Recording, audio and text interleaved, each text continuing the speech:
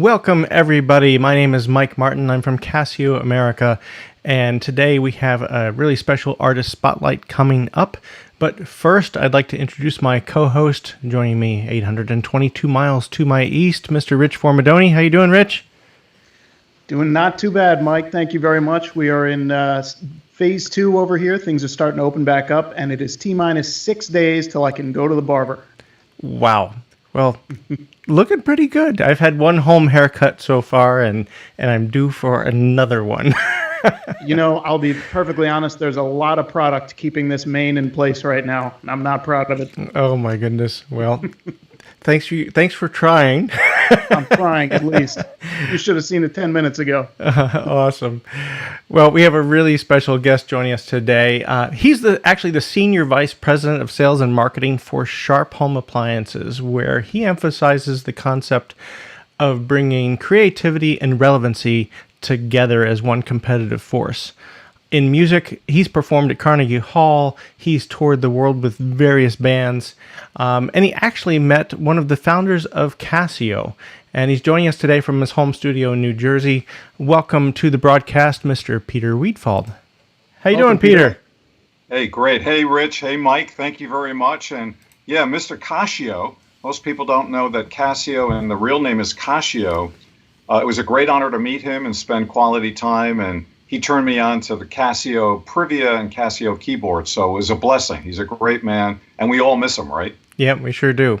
And we have one of his sons leading us now. Yes. So it's you're correct. The Casio brand name, they changed the spelling of it so people would know how to say it, but it's Casio with an H and a K at the front. So. And I just want to remind everybody during the broadcast, while we're talking to Peter, if you have any questions, we're watching the chats on both Facebook and YouTube. And so if you have questions for Peter along the way or for us, we will be watching that chat and bring you on into the broadcast. So, but Peter, I would just wanted to start with you. You know, what are your earliest musical influences, and what led you to start playing piano? So, my earliest was actually classical music. I studied with Ophelia Dianavius, whose sons, Augusta and Roger Dianavius, were famous. If you go back then, they had the big giant vinyl albums. But she taught me, and so I was classically trained on a classical piano. And so my roots really were in prog rock until I ran into the Beatles. And the Beatles just blew my mind. The whole evolution from, Twist and Shout all the way through the White Album, all the way through Sgt. Pepper. It made me realize that it's okay to change. It's okay to have fun in different genres and to actually, grow the way you look and think. So classical piano was my beginning. I was fortunate to play Carnegie Hall multiple times as a young lad. And then I let it go for a long time, and I just decided to come back to it about 5 years ago. So very, very exciting. Wow. And how would you describe, and we will play some clips of your music in the broadcast today, but if somebody asks you what kind of music do you play, how would you describe your style?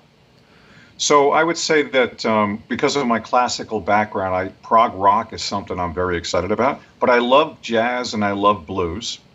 And then I love a mixture of all of it. So I think if you really saw the 100+ songs that are out there in the cloud somewhere, sometimes it's heavy-duty prog rock, sometimes it's heavy-duty blues, and sometimes it's contemporary. So I like playing it all, but I will tell you that, and I say this to everyone who is kind enough to listen and watch, creativity, as you said earlier on, this is what it's all about.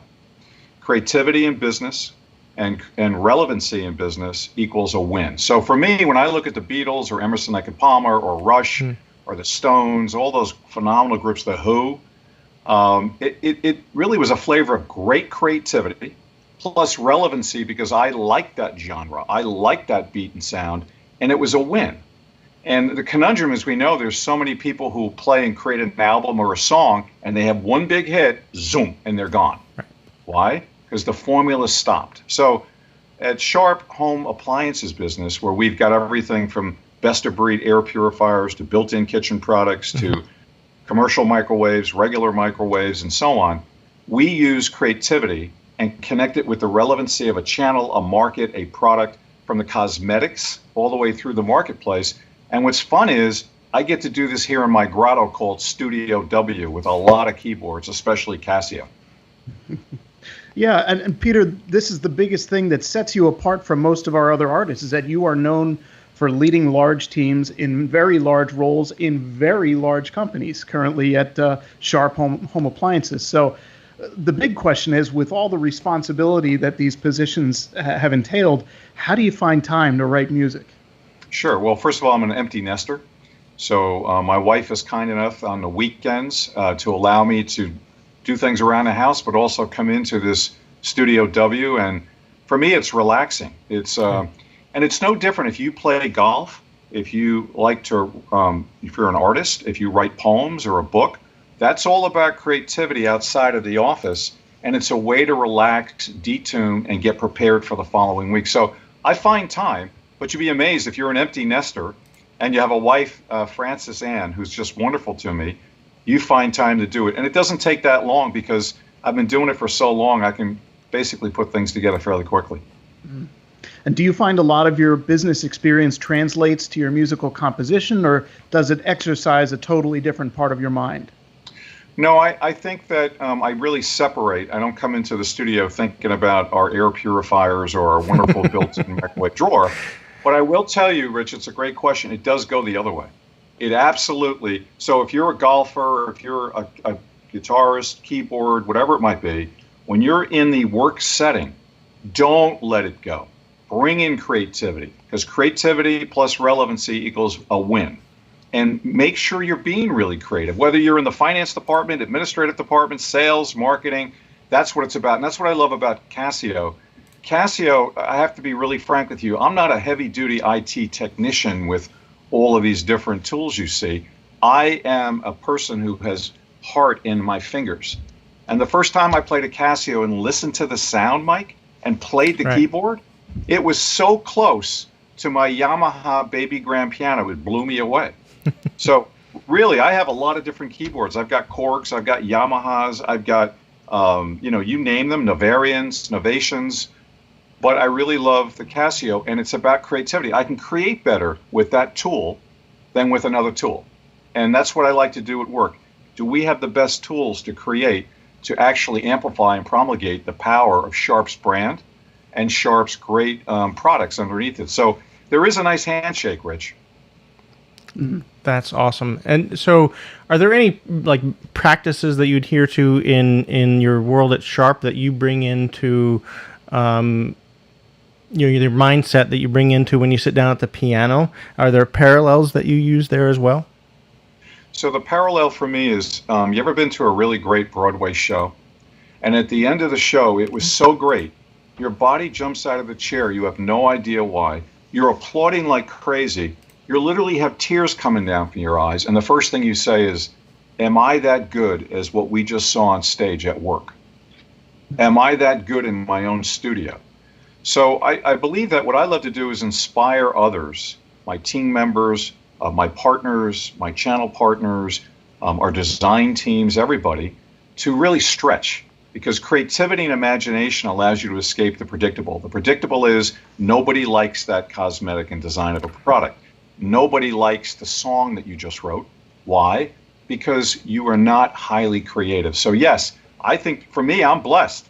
And I keep bringing up someone playing golf. Please, if you're a golfer out there, golfing is about creativity.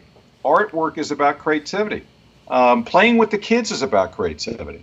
So we need much, much more creativity. And one last data point, I'm really still forlorn that they never taught us creativity in school, Mike and Rich. Yeah. They never said to us at 5th grade, you're doing this to learn how to be creative. So when you grow up, whatever your job is in life, you'll be more creative and practiced at it. So I love all this creativity around me and all the tools. And I like to bring it to work and bring work back into the studio. Yeah. That's great. And one of the things you just mentioned previously, one of the mantras that you've mentioned that I enjoy is creativity plus relevancy plus speed equals growth. Yes. So when you're composing music, where does the relevancy come from? Are you looking at the world of music around you or looking inward? That's great. So those that don't have a full recording studio like I do, and don't have the ability to have a 16-track recorder and doesn't have 14 delicious keyboards in here, it means that the permutations will drive you out of your mind. Meaning, so if I lay down a track on my Casio Privia, now what do I do? Sounds great, I think. Well, what do I do? Well, how about a guitar? So is the guitar the right instrument to complement creatively that piano? Or should I bring in, a bass drum? Or should I bring in a tuba? Should I bring in a, electric guitar? So all of that is about building teams, right? So work, Sharp, is about grabbing everyone who's got talent. This talent right here is he's really good in the channel. Make believe he's really good on guitar. This person over here is really great in marketing. Make believe that they're taking the position of a synthesizer. And how do you orchestrate at work? And how do you orchestrate in here? So the most difficult part, Rich, I'm sure you know this, and Mike, is actually the orchestration and the mixing when you have the construct so you can be creative and relevant. The relevancy, to your point, Rich, here's some economy of language. The relevance for me is to make sure that the instruments and the volume of the instruments and the tone of the instruments are complementary to the creative construct that you're trying to bring out. That's not so easy. Awesome. So, Peter, what are the things that inspire you to make music? What inspires your songwriting? I think that's a great question. I think what inspires me is when I have the fire in the belly, is a lot of passion that I have as an individual. But I think it's all the music I've ever listened to in my life.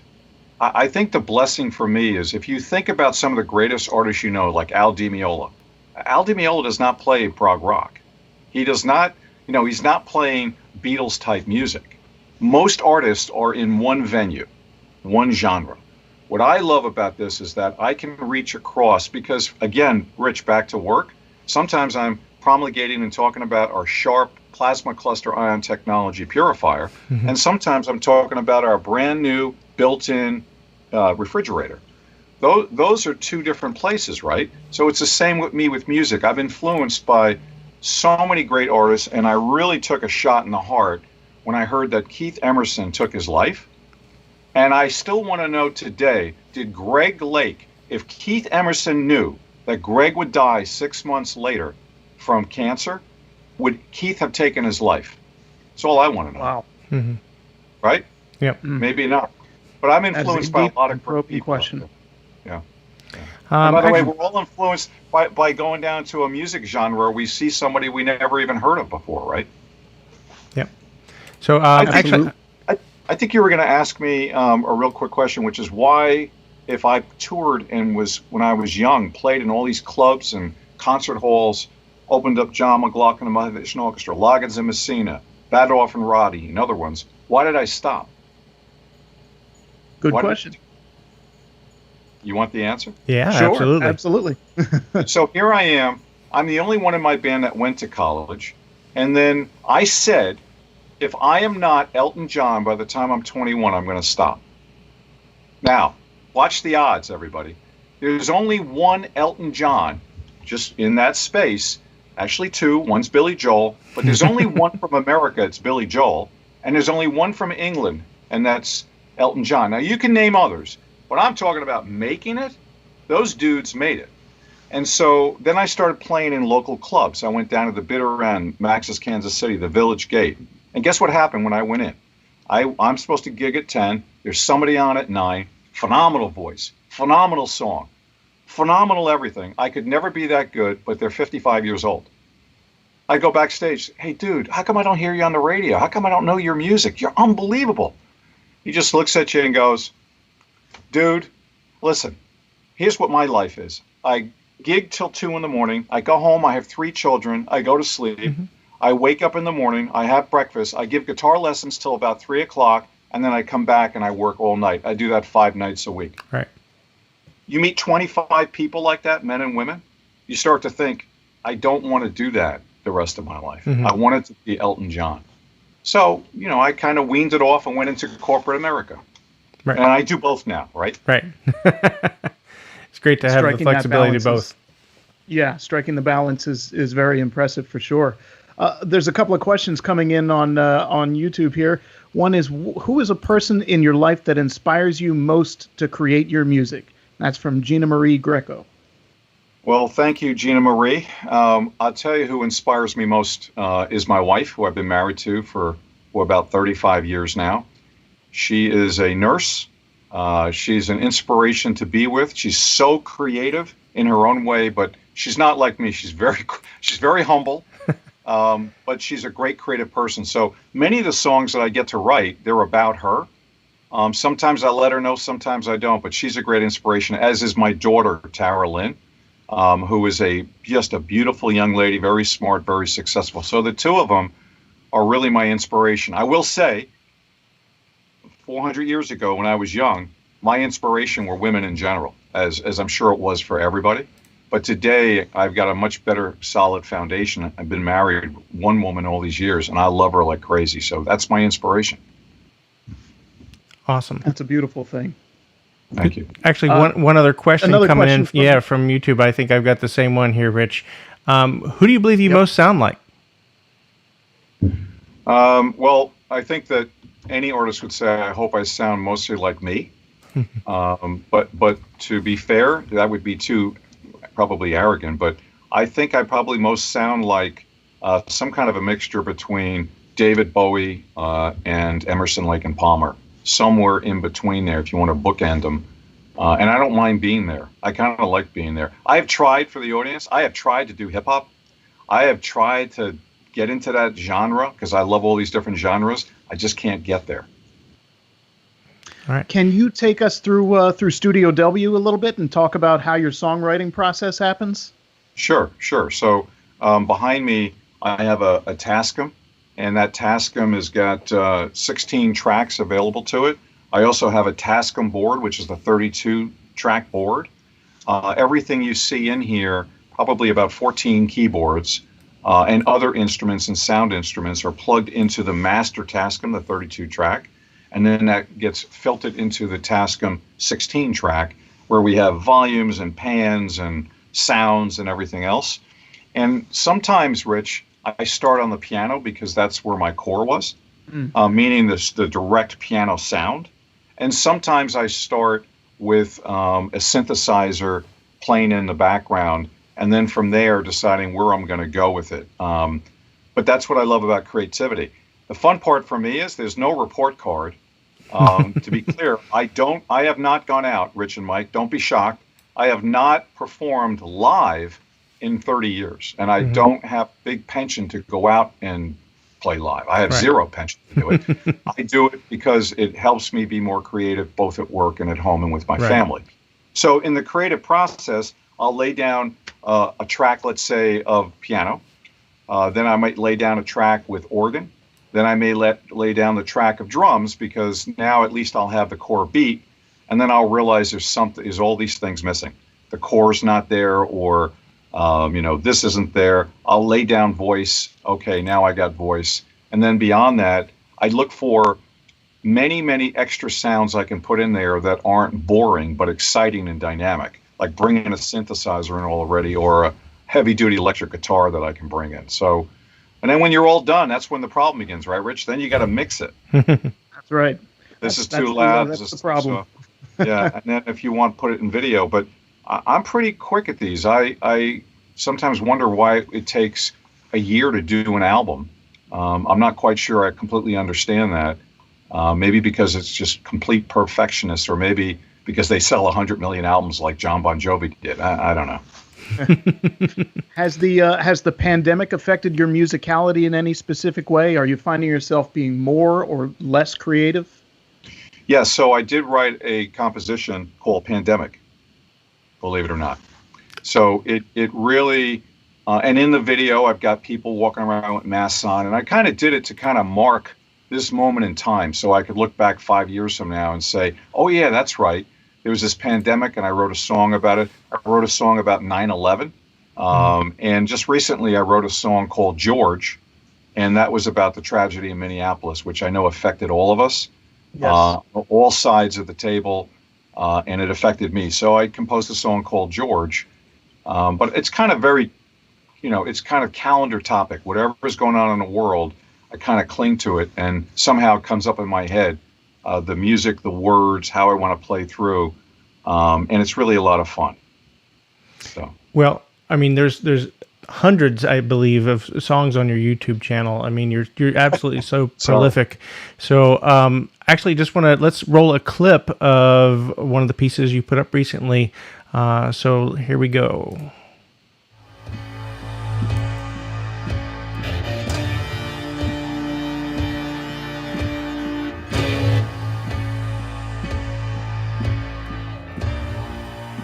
Across the southern lights,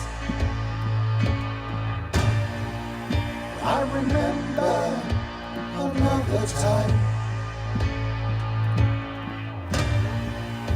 Across your southern highs,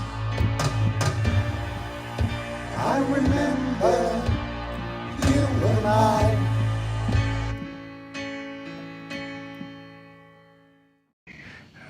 And we're back. So, Peter, that's a piece called Blues Rush, which just went up on your YouTube channel the other day. Really cool vocal harmonies in there in addition to the piano. Can you tell us a little bit about that track? Yeah, I appreciate it. So I laid down the original vocal. As I said before, I want to unleash capacity in the song. I want it to be really vibrant. And I decided I would go back and put a track on top of the original voice. But of course, I had to hit a note that would be complementary to the actual voice itself. So it's sometimes hard to see it and taste it, but you will notice, and this is fun about creativity, in some tunes that I create, I've got more of a raspy voice. In other tunes, I've got more of a sort of a Greg Lake voice, if you will. So, depending on what genre I'm in and how I'm feeling, I'll mix that up. Fantastic. I mean, some great stuff on there. And again, I encourage everybody to search for Peter Weedfald on YouTube. So much content, so prolific and amazing.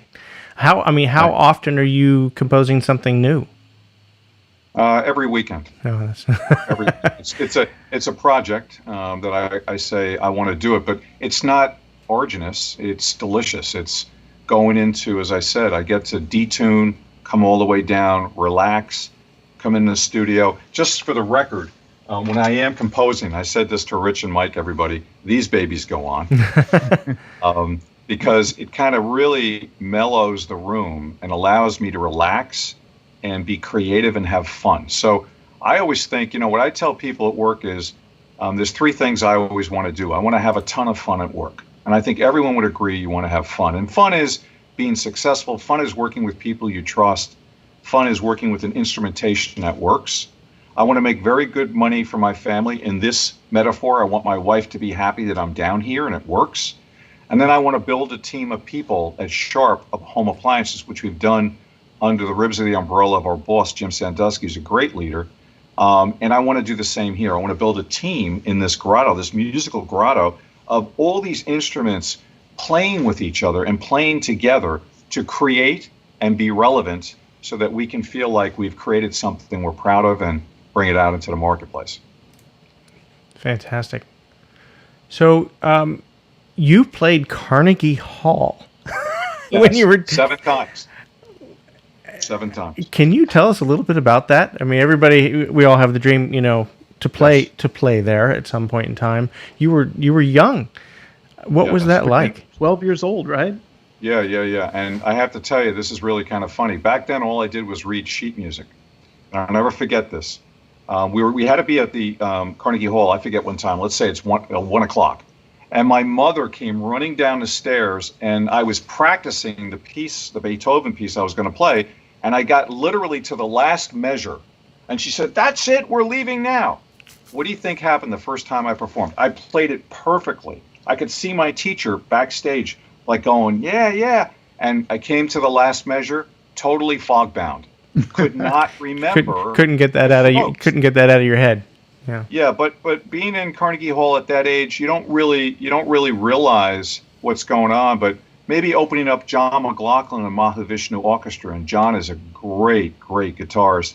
And I remember setting up our band in front of his, and when we were all done, the audience went nuts for us. I'm like, this is it. I went backstage, and I stood around like a doofball, like this, thinking, okay, someone's going to come up and go, hi, I'm from Arista Records, and we just discovered you. Come with me. And it doesn't happen. Right. It doesn't happen that way. So, playing the big halls is fantastic. Having the emblem and the regal opportunity to play Carnegie Hall was something that I feel blessed for. And maybe that's part of the reason why I continue, is because I don't want to be one of those people that started something that was really good at it and then years later just let it go. So I like being in it. Awesome. That's great. So, Peter, you have Rich- a long history with Casio. Am I back? Yep. I know my connection is not so great. All good. Okay. Peter, you've got a long history with Casio, and as we said before, you actually met Kazuo Casio, Yes. one of the company's founders. Could you relay that story for us? Yes. Anyways, it was CES, the Consumer Electronics Show, which I know you're all familiar with. And he invited me to come to he rented out a giant space, a giant suite at the MGM Grand Hotel, and invited me to dinner. I didn't know why he was inviting me to dinner, but I'm like, this is a great honor, And by the way, I was with Samsung at the time, so I'm like, well, I guess they don't compete. What am I going to have dinner with him? Anyways, we had this wonderful dinner. He's such a gentle, kind man. We talked about music and keyboards. And I'm sitting there, and while we're talking, right in the middle, probably 20 feet away, was a Casio Privia piano, just sitting in the middle of the room with a chair. And after we had dessert, he just looked at me and he said, oh, now will you honor me? I go, I'm sorry? Will you perform for me now? And, Wow. For a guy I really didn't even know, I performed for about 90 minutes, Rich. And it was mind-boggling. He actually, 4 weeks later, presented me with a very ancient teapot to give my wife. And then he adorned me with my very first Casio keyboard. And I really enjoyed playing it, trust me. I'm not flapping because you're from Casio. Seriously, I'm a guy that's played Steinways to Yamahas to Baldwins to a whole variety of different keyboards. Again, the action, the sound, the disciplines of those sounds, to me are really best of breed. And I'm really very, very happy to have this relationship. Well, you answered my next question, which was going to be, you've been playing Privia for quite a while. What do you like best about them? And I think yes. So as I kind of answered it, but I think what I like best about it, beyond everything else, is trying to figure out how to let the world know about it. And I go back. I start with creativity because creativity is what the discussion should be. So when I think of your products, your keyboards that I love, I have 4 of them right now. I don't say they're the cold plastic. You don't sell cold plastic. You don't sell a bunch of keys and buttons. You sell the dream of creating something that a person will feel good about and want to share and be proud of. You Well said. sell a dream, right? And it's the Absolutely. same for us. At Sharp, we don't sell the cold steel, of an air purifier or plastic. We sell the creativity of understanding that you will breathe better. You take 22,000 breaths a day, Rich, and you don't want to come in your house with this mold and mildew and caca and bacteria. You need an active air purifier. Now I'm doing a commercial from Sharp, plasma cluster ion technology. And, that's what it's all about. So you sell a dream. And the quiz question is, how do you actually motivate that dream in the brand and in all the instances? And I'll say it one time: brands do not make products. Products make brands. And so in word of mouth of everyone I know that has a Casio Privia, I can tell you they think the Casio brand is top notch and they love it. And that's what it's all about. You can't come out with a brand going, hi, we're Casio, buy this keyboard. And you buy it and it's not a great experience because you just destroyed your brand because of your products. So build great products, which you do, that compete with some really formidable competitors out there, like we compete with formidable competitors, and that will build your brand. It will super fuel it. And I also say this, Rich, a brand is a metal, M-E-T-T-L-E. A brand is a metal. You must shine every day. And every day I come down here, and every weekend I come down here, and there's my Casio, you are shining that brand through my heart, my fingers, and my mind so I can better articulate and create. I don't have to worry about it. And I love the feel of your keyboards. I got to tell you, I love the feel. One last quick point.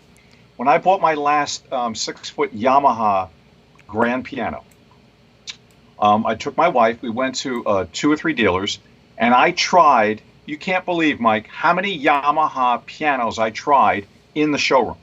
I finally found one and I said, this action is incredible. I love it. I said to the salesman, what action? He goes, it's Bradbury action. I go, I love it. I'm going to take this piano. He went to the back room to go get the paperwork. Guess what I did, Rich? I climbed underneath the piano with a black magic marker and I signed the soundboard and I dated it. And I got back up before he came out. I said, listen, make sure you deliver this piano with this action. Guess what happened, Mike? A different one arrived. Yep. That's right. They here they come, bringing the piano in pieces. And I looked underneath and I said, guys, this isn't my piano. Yes, it is. They're looking at the paperwork. It's not my piano. Called the salesman. He said, that's your piano. I go in the room, the one I played last, look underneath, and he freaked out. So that to me is the power of having great keyboards with great sound and great cosmetics, because you're not selling that. You're selling the dream of having a great time, whether you're a pro or not a pro. I'm going to consider myself a little bit of a pro, if you will. But if you're a starter or you want to get back into it, don't waste your time. Just go to Casio Privia. It's not a commercial, guys. No one asked me to say it, but it's the truth. No, I'm loving it. Feel free to keep going. Yeah, and by the way, everyone, Rich used to be at Korg. So here he is at 5 years now at Casio. So he's been converted. That's right. Peter, this has been great. Just to wrap up a bit, one of the things we admire most about you is that you devote a lot of energy to giving back through charitable organizations. And I wanted to ask, are there any in particular that you think are doing great work right now that you want people to know about? Well, first of all, thanks for saying that. I do spend in my lifetime, and I won't go through it, but I have been blessed to come up with creative ideas on how to raise money for those less fortunate. My belief is that if you're born without a leg, you're not equal to me. So all men are created equal. All men and women are equal. I don't care if you're tall, green, whatever. I believe everyone's equal. But if you're born without a leg as a baby, you're not equal to me. If you're born blind as a baby, you're not equal to me. If you're born with a mind disorder, you're not equal. So I've spent the last 35 years finding ways to be creative, to give back, so those children can have real equality. That's what the quality is. So recently, I've been working with Attitudes in Reverse, also known as AIR, with my friend Lee Hornick. And, they're an organization that's really, really focused on depression and teen suicide. And, they've got all kinds of school programs and, great website and so on. And they're really, really caring people. They had their own tragedy. That's why they started this many years ago. Very, very successful. But, you go across the board, I love what John Bon Jovi is doing. Oh, yeah.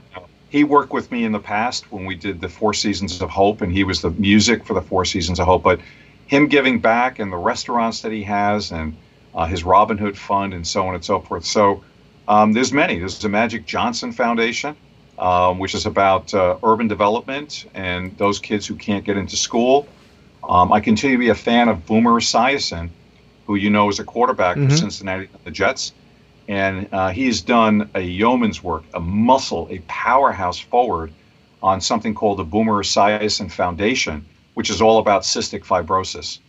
Those that are affected by it. There's only about 35 to 50,000 people who have cystic fibrosis. His son, Gunnar, has it. Oh, wow. But Boomer has raised, I'm telling you, millions upon millions of dollars to give to hospitals and centers to help. So that's just to name a few. But thank you for asking. I didn't know we were going to talk about it. I get excited about it. Awesome. Yeah.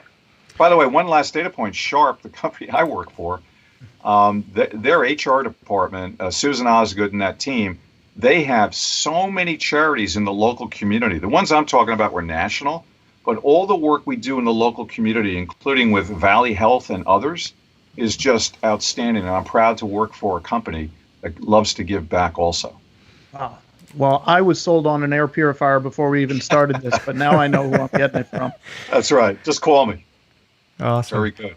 Well, Peter, it's been fantastic talking to you. When we close, I'm going to play more of your music, but I would encourage everybody to, search for Peter Weedfald on YouTube and check out your extensive playlist. So much music there to enjoy. But it's been a real honor for us to spend this time with you today. Where besides your YouTube channel, any place people can go to learn more about what you're doing? Yeah. How about the Casio artist page? There we go. That's the big one. Just type in Peter Weedfald and Casio artist, and there is all the music. And I have my own on Facebook, Studio W, it's called, and you can go to Studio W and the music's there. But I know we're hanging up. I just want to say this is really important to me. This is what life's all about. So everyone knows I've never met Mike or Rich before. But I have a deeply rooted relationship with a brand called Casio because it helps with my dream. And so now I have 2 new friends, and I hope I have other new friends who have listened and watched who are very kind to do that. And I appreciate that very much. So God bless everyone. Stay safe and strong. And we'll see you in the music cloud. Awesome. All right. Thank with you that very being much, said, Peter. thank you, Peter. And we're going to play one of your songs and say goodnight. We'll see you next time on our next Artist Spotlight. Here we go. And maybe. Here's your other video. There it is. Can you see the light? Do you know what it means? The bird of